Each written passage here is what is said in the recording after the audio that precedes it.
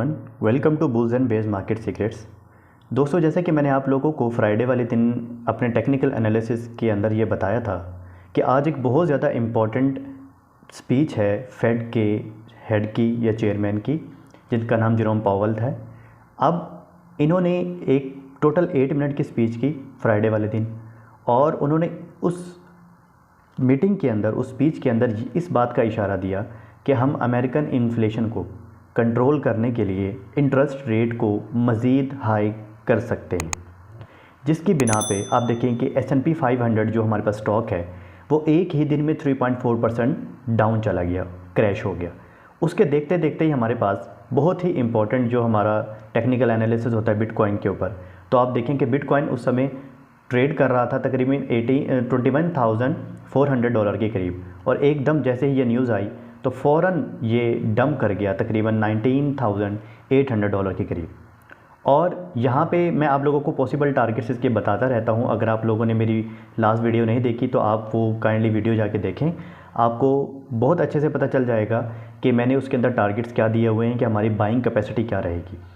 इसके अलावा एक और बहुत ज़्यादा इंपॉर्टेंट हमारे पास न्यूज़ है जो कि मार्केट के अंदर इस वक्त सर्कुलेट कर रही है। वो ये है कि MTGOX, जो कि एक बहुत पुरानी हमारे पास एक्सचेंज हुआ करती थी, क्रिप्टो एक्सचेंज, जो कि 2014 की बात है। ये सबसे पहले, जिस तरह कि आज बाइनेंस है हमारे पास दुनिया के सबसे बड़ी जो क्रिप्टो एक्सचेंज है जहाँ पे बहुत ज़्यादा ट्रेडिंग वॉल्यूम होता है, इसी तरह 2014 के अंदर MTGOX एक हमारे पास एक्सचेंज थी, क्रिप्टो एक्सचेंज।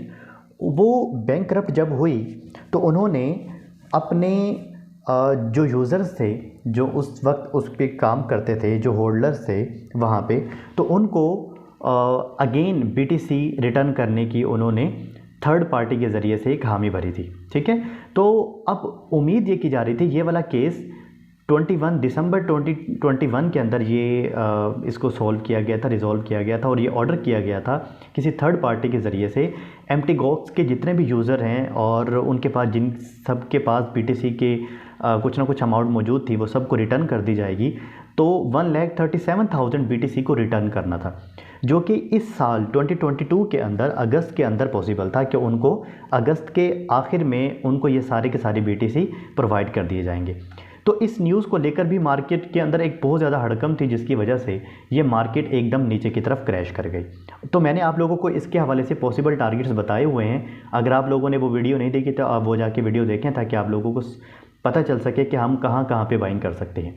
और दोस्तों, अगर ये वाले 1,37,000 BTC मार्केट के अंदर रिलीज़ कर दिए जाते हैं, उनके जितने भी होल्डर्स थे उनको वापस कर दिए जाते हैं, तो आप अंदाज़ा करें कि ये मार्केट के अंदर अगर आके सेल कर दिए जाते हैं तो हम मार्केट को अगेन वही वाली सिचुएशन जो मैं ऑलरेडी आपको हमेशा से अपनी वीडियोस के अंदर बताता चला आ रहा हूँ कि हम जो क्रैश है वो देख सकते हैं राउंड अबाउट $9,000 के करीब या $10,000 के करीब हम अपना एक बिग क्रैश देख सकते हैं मार्केट के अंदर।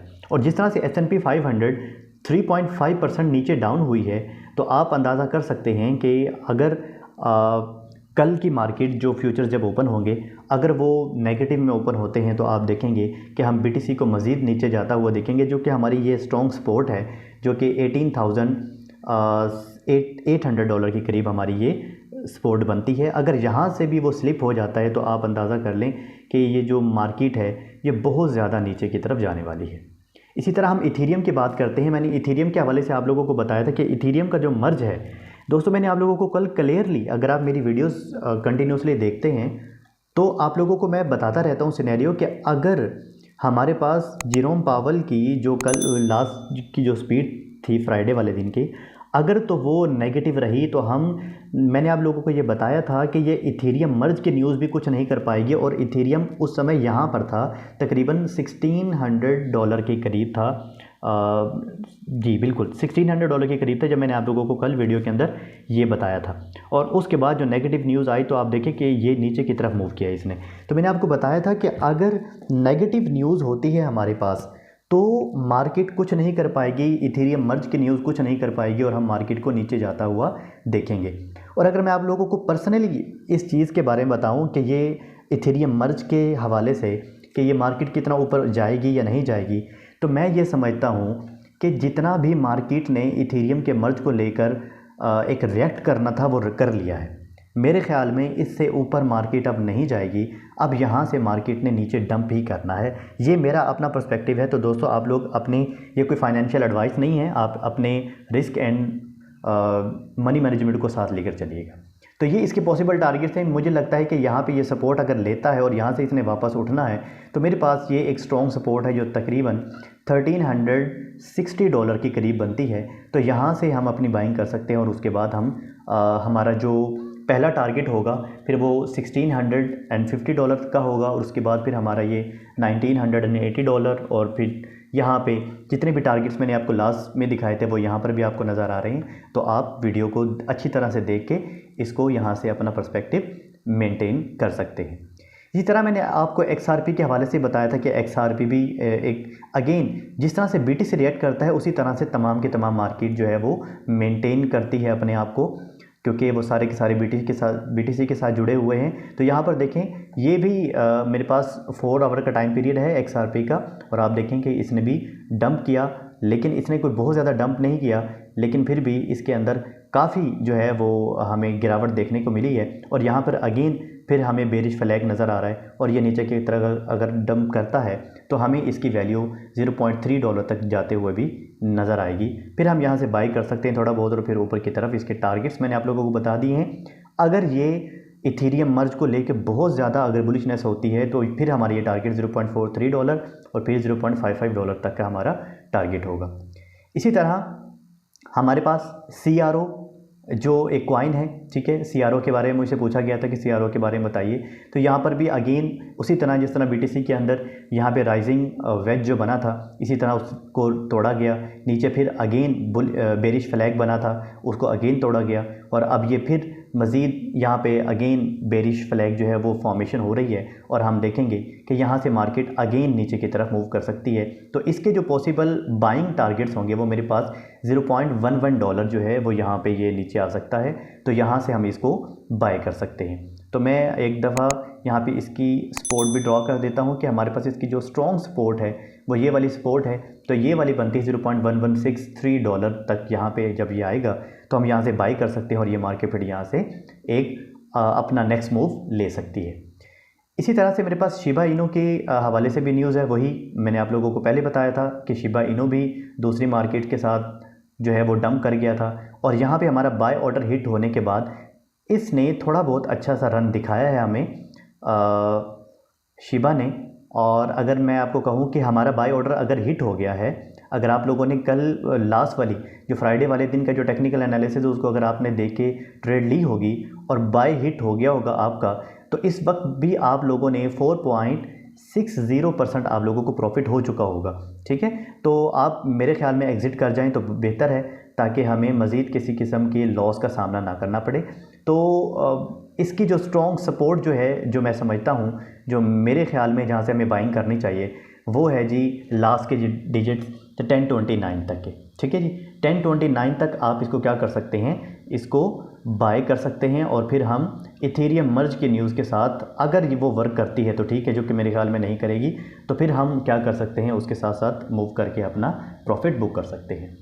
इसी तरह हमारे पास डॉज कॉइन है। डॉज कॉइन के भी सेम वैसे ही हमारे पास टारगेट्स बन रहे हैं और अगर आप कम्प्लीटली और अच्छे टारगेट्स देखना चाहते हैं तो आप लोग मेरी लास्ट वाली वीडियो देखें ताकि आपको सही समझ में आ जाए। तो मेरे ख्याल में जो इसका जो स्ट्रॉन्ग अभी सपोर्ट बन रही है वो ये वाली सपोर्ट बन रही है जो तकरीबन $0.6 के करीब है, ठीक है। तो यहाँ पे अगर ये मार्केट डंप करती है या इसके हम थोड़ा सा नीचे इसको रूम दे देते हैं मज़ीद, तो ये हमारे पास आएगी $0.59 जो है, हम यहाँ से इसको क्या कर सकते हैं, बाय कर सकते हैं और फिर उस ऊपर के टारगेट्स यहाँ पे आप लोगों को दिखाए हुए हैं, यहाँ से आप देख सकते हैं। इसी तरह लूना के बारे में मुझसे पूछा गया कि लूना सी जो है उसके टारगेट्स बताए जाएँ। तो ये मेरे पास इसका 4 आवर का टाइम पीरियड है और आप देखें कि यहाँ पर हमारे पास एक सिमेट्रिकल ट्राइंगल बनी है और इसी ट्राइंगल का जो अपर एरिया, जो रेजिस्टेंस एरिया है, इसको रिस्पेक्ट करते हुए ये वापस जो लूना सी है ये इसने डाउनवर्ड मूव किया है, ठीक है। तो अगर यही मार्केट में इसी तरह की हड़कंप मची रहती है और नेगेटिव न्यूज़ आती रहती हैं और उसका नेगेटिव इम्पैक्ट रहता है तो आप देखेंगे कि हम इस लूना सी को भी इस जगह पे आते हुए देखेंगे जो हमारे पास लास्ट के जो इसके जो डिजिट्स हैं वो हैं 93 के करीब, जो है 9343। हमें यहाँ से इसको बाय करने का मौका अगेन मिलेगा और आप देखेंगे कि वहाँ से अच्छा खासा फिर हमें रिटर्न देखने को मिलेगा इसके अंदर। XLM के बारे में मुझसे पूछा गया है, उसके अंदर भी BTC की तरह ही एक राइजिंग वेज बना था, उसको तोड़ा गया, वो टूटा और फिर यहाँ से हमें एक बेरिश रेक्टेंगल देखने को मिला। उसके बाद ये बेरिश रेक्टेंगल भी टूटा और अभी यहाँ पे हमें एक बहुत ही ज़बरदस्त बेरिश फ्लैग बना हुआ नज़र आ रहा है, जिसकी इंडिकेशन 100% यही होती है कि यहाँ से ये नीचे की तरफ मूव करेगा। तो दोस्तों अगर तो यहाँ पे ये XLM यहाँ से टूटता है और इस बेरिश फ्लैग को ब्रेक करके नीचे की तरफ आता है, तो हमारे पास जो नेक्स्ट सपोर्ट होगी इसकी वो होगी $0.99 के ऊपर। अगर ये यहाँ पे स्टे कर जाता है तो वेल एंड गुड है, हम यहाँ से बाई करेंगे और ऊपर की तरफ मूव करेंगे। और दोस्तों अगर ये यहाँ से मूव इसको होल्ड नहीं कर पाता, इस वाली सपोर्ट को अगर ये होल्ड नहीं कर पाता, तो हमारे पास फिर फ्री फॉल क्रैश हमें इसके अंदर देखने को मिलेगा। फिर ये कहाँ तक रुकता है इसका कोई पता नहीं, क्योंकि इसके बाद इसके पीछे कोई सपोर्ट नहीं है। तो बस हम यहाँ तक ही इसका वेट कर सकते हैं, उसके बाद ये कहाँ तक जाएगा ये कोई नहीं जानता। लेकिन मार्केट जहाँ इसको रोक देगी बस वही फिर हमारा इसका लास्ट बॉटम होगा और फिर वहाँ से इसको मज़ीद बाय करेंगे। लेकिन ये कहाँ तक जाएगा अभी तक कोई इसकी कंफर्मेशन नहीं है। लेकिन ये इसकी जो मेन सपोर्ट है, अगर ये टूटी तो फिर कहाँ तक जाएगा फिर किसी को कुछ पता नहीं है। ठीक है जी, तो ये तो थी हमारे पास टेक्निकल एनालिसिस और कुछ न्यूज़ मेरे पास जो मैंने आप लोगों के साथ शेयर की हैं। और मैं आप लोगों से यही कहूँगा कि आप अपनी ट्रेड्स और अपने रिस्क एंड रिवॉर्ड रेशोज़ को और मनी मैनेजमेंट को साथ साथ लेकर चलें, क्योंकि ये वो वक्त है जब कि हमें बहुत एहतियात से ट्रेड करने की ज़रूरत है। और अगर आप मुझसे पूछें तो मैं आप लोगों को यही सजेस्ट करूँगा कि इस वक्त अगर आप कोई ट्रेड ना लें तो बहुत ज़्यादा बेहतर होगा, क्योंकि अगर आप लोगों ने ट्रेड ली तो हो सकता है मार्केट आपके अपोजिट मूव करे और हमें एक अच्छा खासा लॉस देखने को मिले।